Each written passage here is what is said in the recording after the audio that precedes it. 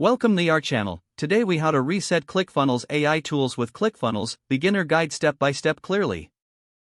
To reset ClickFunnels AI tools, start by logging into your ClickFunnels account. Once logged in, navigate to the dashboard of your account.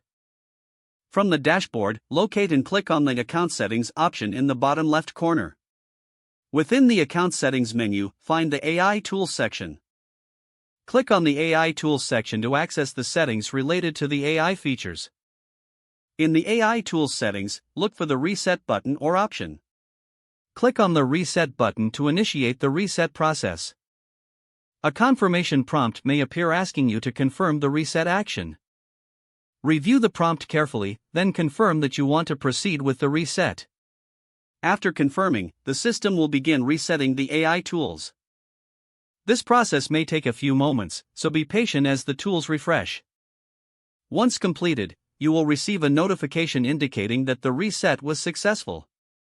Now, navigate back to your dashboard to ensure the AI tools are functioning correctly. You can now reconfigure the AI tools according to your preferences. Always remember to test the tools after the reset to ensure they are working as expected. This concludes the process of resetting ClickFunnels AI tools. If the page does not load, refresh the browser or try again in a private or make sure you are using the correct email address, then retype it carefully to avoid small typos.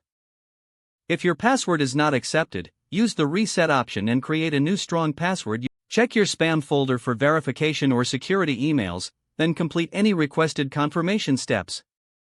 Enable two-factor authentication if available to improve account security and reduce unauthorized access risk.